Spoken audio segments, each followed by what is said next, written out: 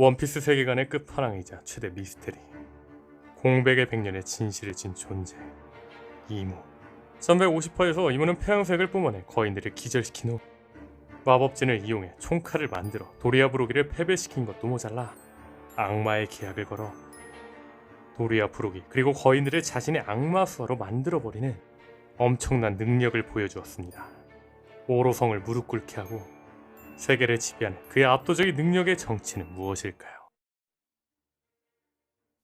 현재 이무의 능력은 단순한 무력이나 권력을 넘어선 세계관의 근본적인 질서에 간섭하는 듯한 초월적인 힘으로 묘사됩니다. 그리고 이무에게 첫 번째로 주목할 능력은 바로 나이 조작입니다. 오로성의 세턴성은 200년 이상 살았지만 늙지 않고 있습니다. 반면 38년 전 갓벨리 사건 때 신의 기사단이었던 갈링성은 명백히 늙어버렸죠. 만약 이무의 능력이 단순히 불로불사라면 모든 오로성이나 신의 기사단은 늙지 않아야 합니다. 하지만 갈링성이 늙었다는 것은 이무가 계약자에게 불로를 주는 것이 아니라 영혼에 간섭하여 나이를 자유롭게 변화시키는 능력을 가졌다고 추정할 수 있습니다. 즉 악마와의 계약처럼 영혼을 바치고 그 대가로 나이 조작이라는 은혜를 받는 것에 가깝다고 볼 수 있겠죠.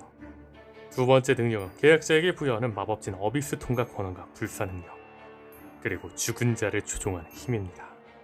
1140화에서 킬링엄은 마법진으로 이동할 때 특정 마크가 필요하다 했는데 이 마크는 소머즈성 8에 있던 마크로 보입니다. 그런데 이는 악마와의 계약 증거인 인을 연상시킵니다. 여기서 재밌는 건 악마와 계약했을 때 표식이 새겨진 곳은 사람의 고통을 느끼지 못하게 된다는 이야기가 있습니다. 이는 신의 기사단이나 오로성이 통증이 없는 것처럼 묘사되는 것과 연결될 수 있겠죠. 또한 이 능력은 영혼을 바친 계약자가 죽었을 때 그 혼을 장악하여 나이나 인격에 간섭하고 불사신처럼 살려 복종시키는 힘으로 이어지는 걸지도 모릅니다. 마치 악마와의 거래에서 사후 영혼을 복종시키는 것처럼 말이죠. 그리고 이무가 세턴을 죽였을 때는 계약이 해지되었을 상황이라 볼 수 있는데 세턴이 본래 모습인 백골 시체로 돌아간다는 점에서 오로성이나 신의 기사단이 이미 죽어있는 좀비와 유사한 상태라는 가설도 가능하겠죠. 혹은 이무의 능력은 악마와의 계약 그 자체인 만큼 계약자의 영혼을 좌지우지하는 능력일 확률도 높을 겁니다.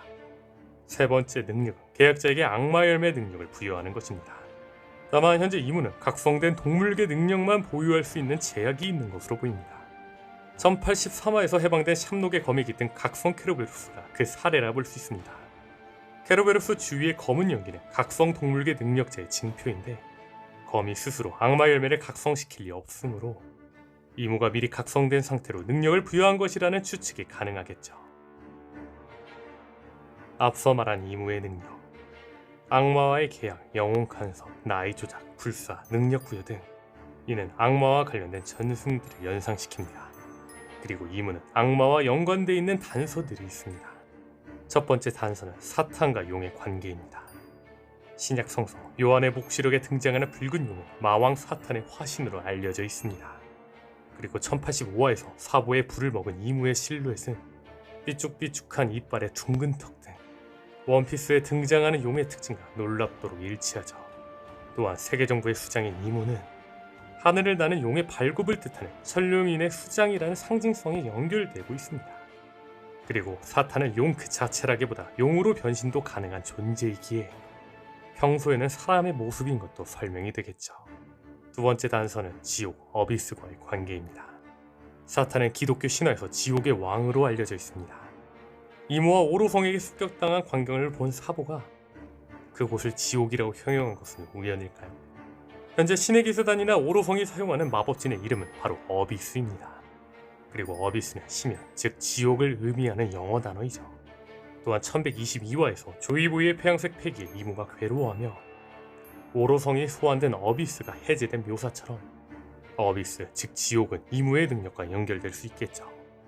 또한 524화에서 악마왕 사탄을 소환하려는 마법진을 그려줬던 사례 역시 이무와 사탄의 연결성을 강하게 암시하죠. 세 번째 근거는 릴리 여왕과 릴리스의 연결입니다.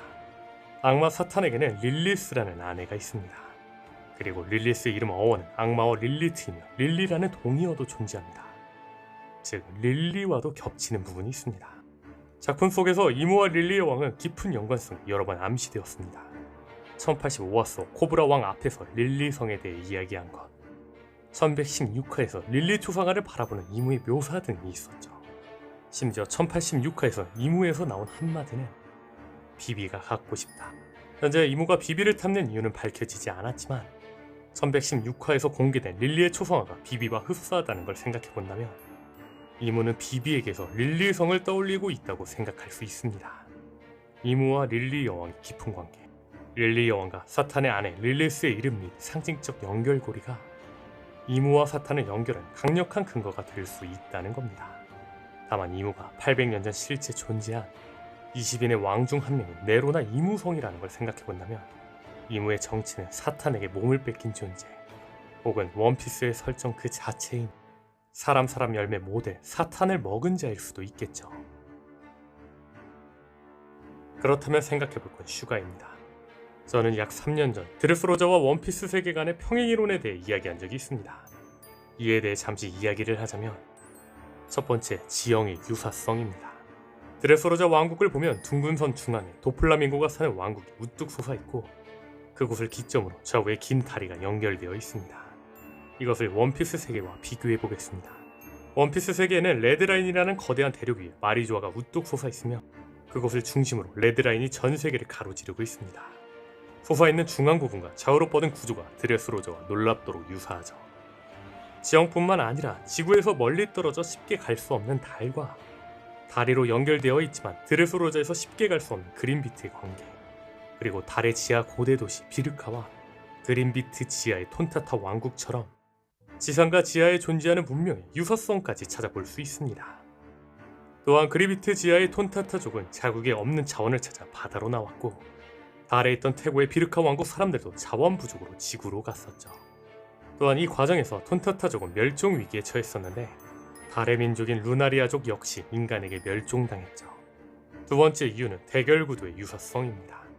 드레스로자 편의 최종 보스인 도플라밍고는 전 천룡인입니다. 그리고 그는 드레스로자에서 천룡인처럼 군림하며 모든 것을 억압하고 세장 속에 가두어 통제했습니다. 이러한 도플라밍고에게 맞서 사람들을 해방시키려는 루피의 대결은 해적과 해적의 싸움을 넘어선 상징성을 가집니다. 이는 자유해방을 추구하는 디에일 쪽과 지배, 억압을 상징하는 천룡인이라는 거대한 대결 구도의 축소판이라 볼 수 있습니다. 세 번째 이유는 강자들이 모이는 장소라는 점입니다. 드레스로자 편에서 또 하나 주목할 만한 이야기는 각국의 강자들이 코리다 콜로세움에 모였다는 점입니다. 그들의 목표는 단 하나, 우승 상품인 이글이글 열매를 얻는 것이었습니다. 이러한 상황을 원피스 세계관과 비교해보겠습니다. 수많은 해적, 모험가, 강자들이 위대한 항로에 모이는 이유는 무엇일까요? 바로 해적왕이라는 꿈, 그리고 그 최종 목표인 원피스를 얻기 위해서였습니다. 드레스로자의 콜로세움이 이글이글 열매라는 목표 아래 강자들이 모이는 장소였듯이 위대한 항로는 원피스라는 목표 아래 전 세계의 강자들이 모여 경쟁하고 부딪히는 장소인 것입니다. 낯선 떡밥들을 통해 여러가지 가설을 추측해볼 수 있는데 그 중에서도 이번에 제가 주목하고 싶은 것은 슈가의 능력입니다. 드레스로자 이야기에서 빼놓을 수 없는 중요한 요소는 슈가의 능력으로 인해 잊혀진 자들과 그들을 잊은 자들입니다. 슈가에게 장난감으로 바뀌며 존재 자체가 세상에서 지워져 잊혀진 사람들과 그들을 기억하지 못하게 된 사람들, 이 슬픈 이야기는 원피스 세계관의 가장 큰 미스터리 공백의 백년과 연결될 겁니다. 800년 전 고대 왕국의 역사, 즉 세계 정부가 필사적으로 숨기려는 역사에 숨겨진 사건과 관련된 진실이 밝혀질 때 세상에는 무슨 일이 일어날까요? 드레스로자 편에서 SOP 작전, 슈가를 쓰러뜨리는 작전이 성공했을 때 일어났던 일과 비슷하게 벌어지지 않을까요? 분명한 것은 SOP 작전으로 슈가가 쓰러지자 잊혀졌던 사람들이 모두 원래대로 돌아오고 그와 동시에 드레스로자에서 도플라밍고의 악하고 추악한 정체가 세상에 완전히 드러났다는 것입니다. 아마도 공백의 100년의 진실이 밝혀지면 드레스로자에서 도플라밍고의 정체가 드러났듯이 천룡인들이 세계를 지배하게 된 추악한 과거와 숨겨진 비밀들이 만천하에 드러나고 그로 인해 천룡인들의 권위와 민심이 크게 떨어지는 일들이 벌어질 것입니다. 그렇다면 주목할 건 이무의 능력입니다. 현재 이무는 강제로 사람들의 악마와 관련된 힘을 사용하게 만들고 있으며 심지어 그 과정에서 사람들의 정체성도 잃게 만들고 있는 것처럼 보입니다. 마치 슈가가 사람들의 장난감으로 만들고 기억을 지워버린 것처럼 말이죠. 그리고 이는 드레스로저 편의 핵심 사건인 슈가를 쓰러뜨리고 진실이 밝혀진 것과 원피스 최종장에서 벌어질 이물을 쓰러뜨리고 세계의 진실이 밝혀지는 것 사이에 강력한 평행 이론을 시사합니다. 즉 드레스로자에서 슈가가 쓰러지며 잊혀진 자들이 돌아오고 도플라밍고의 진실이 드러났듯이 이무가 쓰러지면 공백의 백년을 포함한 원피스 세계관의 모든 숨겨진 진실이 세상에 드러나고 동시에 이무에게 강제로 악마처럼 변했거나 기억을 잃었던 자들 역시 원래대로 돌아와 루피와 함께 이무에게 맞서 싸울 거라는 거죠. 이무의 능력이 우리가 앞서 고찰했던 사람 열매 모델 사탄으로 추정된다는 점을 고려하면 악마의 능력으로 사람들의 존재와 기억을 조작하는 이무의 모습은 슈가의 능력과 더욱 유사하게 느껴집니다. 드레스로자라는 축소판에서 슈가를 통해 보여준 진실의표와 해방이라는 스토리가 원피스 세계 전체의 스케일로 이무를 통해 재현될 것이라는 겁니다. 그렇다면 생각해볼 건 드레스로자의 저주를 푼 우솝입니다. 현재 우솝의 역할에 대해 생각할 때 우리가 놓쳐서는 안 될 또 하나의 중요한 키워드가 있습니다. 그건 바로 엘바프입니다. 우솝은 해적단에 합류한 순간부터 엘바프에 가서 진짜 용사가 되는 것을 꿈꿔왔습니다.